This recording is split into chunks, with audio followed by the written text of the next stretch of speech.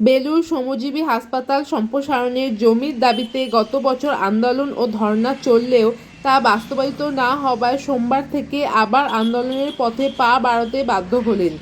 দাবি না মেটা পর্যন্ত লাগাতার আন্দোলন চলবে বলে শ্রমজীবী স্বাস্থ্য প্রকল্প সমিতির তরফে জানানো হয়। কাজ করুন, এই দাবিতে আমাদের অবস্থান চলছে, চলবে। শিল্প যায়, এই দাবিতে আমাদের অবস্থান চলছে, চলবে। শান্তপূর্ণ অভিযানে দলে দলে যোগ দিন। আরে আইন মানো, এই দাবিতে বিএলও অফিস ঘেরা অভিযানে দলে দলে যোগ দিন। আরে আইন মেনে কাজ করো, এই দাবিতে বিএলও অফিসে দলে দলে যোগ দিন। আরে বিএলও সাহেব, আপনি আইন মেনে কাজ জানেন এই হাওড়ার এই অঞ্চলে চিকিৎসার হাল কী, তো সেইখান থেকে আমরা দীর্ঘদিন ধরে নিজেদের প্রমাণ করে এসেছি। সে করোনার সময় বলুন, করোনার আগে পরে বলুন, আমাদের প্রত্যেক বছর এই হাসপাতাল থেকে অসংখ্য মানুষ সুস্থ হয়ে বাড়ি ফিরেন। প্রচুর অপারেশন আমরা করি, কিন্তু একটু জায়গা যদি আমরা না পাই এটা আর বাড়াতে পারছি। আপনারা দেখেছেন আমাদের হাসপাতালে, বেলুর হাসপাতালে প্র্যাকটিক্যালি পা রাখার জায়গা থাকে না। পেশেন্টের বাড়ির লোকজনকে রাস্তায় বসে থাকতে হয়, গাড়িগুলো রাস্তায় পড়ে থাকে। তো অথচ এই হাসপাতাল সংলগ্ন বন্ধ কারখানার খাস জমি দীর্ঘদিন ধরে অব্যবহৃত অবস্থায় পড়ে রয়েছে। সেখান থেকে আমরা মাত্র 6 বিঘা জমি চেয়েছি, পুরো জমিটাও আমরা চাইনি। এই জমিটা যে পড়ে রয়েছে, এই মাত্র 6 বিঘা জমি আমরা চেয়েছি।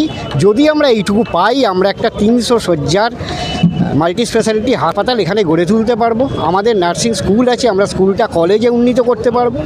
আমরা এখানে আমাদের সাধ্য মতন আমরা ওষুধ তৈরির একটা প্রকল্প নিতে পারবো। বিভিন্ন প্রস্তাব, বিভিন্ন কর্মসূচি আমরা ওখানে নিতে পারবো। এমনকি আমরা চেষ্টা করবো এখানে একটা মেডিকেল কলেজও করা। এটাতে সরকারের কোনো অসুবিধে হওয়ার কথা নয়, বরং সুবিধে হওয়ার কথা। এটা সরকারি জমি আদৌ কিনা সে নিয়ে প্রশ্ন থাকতে পারে, কিন্তু এখন তো বর্তমানে সরকারি স্বীকার করে নিয়েছে যেটা সরকারের জমি। তাহলে সরকার সেই জমি কেন দিচ্ছে না? হাসপাতাল একটা জনস্বার্থমূলক কাজ, এবং সেটা যে কত ভালোভাবে চলছে তার প্রমাণ বালি, বেলুর থেকে শুরু করে সমস্ত হুগলি জেলা, শুধু নয় হাওড়া, হুগলি জেলা সহ সংশ্লিষ্ট জেলাগুলোতে প্রত্যেকেই এটা বুঝতে পারছে। এবং সেখানে দাঁড়িয়ে বেলুর হচ্ছে এটার উৎপত্তি। বেলুর শ্রমজীবী ছোট করে হলেও উদ্যোগ প্রথম তৈরি হয়, এবং এই উদ্যোগটার বৈশিষ্ট্য হচ্ছে হাসপাতাল শুধু এটা নয়, এটা কিভাবে একটা বন্ধ কারখানা, তার আগে চালু কারখানা, তার শ্রমিকরা কিভাবে এই হাসপাতালটা তৈরি করে, সেটা একটা লম্বা ইতিহাস। এবং বিশ্বের কোথাও হয়েছে কিনা জানা নেই, অন্তত ভারতবর্ষে এরকম নমুনা আমরা দেখতে পাই না যে এরকম একটা শ্রমিকরা হাসপাতাল তৈরি করেছেন।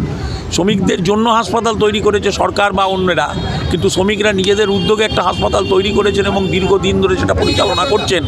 শ্রমিক নেতৃত্ব, শ্রমিকদের পরিবার, শ্রমিকদের বন্ধু, শ্রমিকদের সহযোগী, একদল ডাক্তারবাবু থেকে শুরু করে বিভিন্ন মানুষরা করছেন।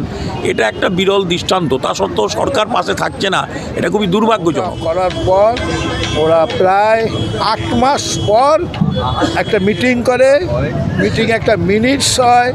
সেই মিনিটসে স্বীকার করে যে আমরা 2 একর জমি তো দেবই, এবং সেটাও হয়ে গেছে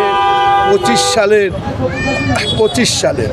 সেই জন্য আমরা আবারও শুরু করেছি 25শে ফেব্রুয়ারি 2025-এ। ওনারা মিনিটসে অ্যাডিশনাল সেক্রেটারি ল্যান্ড ডিপার্টমেন্ট সেখানে সই করেছেন। সেই নাকি ওদের সেই কোয়ারি এরা শেষ হচ্ছে না, সেই জন্য ধর্নায় ওই কাজ হচ্ছিল, উঠে গেছে ওরা, তারপর আবার ঘোরাচ্ছে। সেটাও 1 বছর হতে। কারণটা যদি বলে মানুষ বিশ্বাস করবে না। যে মালিক 32 বিঘে জমি যার নামে আছে সেখানে নেই, একটা কারখানার নামে দিয়েছে জ্ঞান স্মৃতি ওয়ার্কস, যার নামে 1 ছটাকও জমি ছিল না, আজকেরও নেই। সেই জমি আমাদের হসপিটাল ইন্দিরা ওয়ার্কাররা যে শ্রমজীবী হাসপাতালটা চালায়, সেই জায়গায় ওয়ার্কাররা তারা বলেছে এই জমিটা আমাদের একটা 300 বেডের হাসপাতাল করে দাও।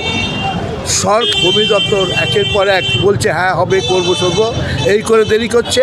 তার জন্য আমরা ঠিক করেছি, আমাদের আজকে ডেপুটেশন এই মাত্র গেলেন আমাদের স্বপ্নানন্দী 94 সালে যখন আমরা 4টে বেড দিয়ে হাসপাতালটা শুরু করি, উনি তখন জিএনএম ছিলেন, উনি রিটায়ার করেছিলেন, করে জয়েন করেছেন।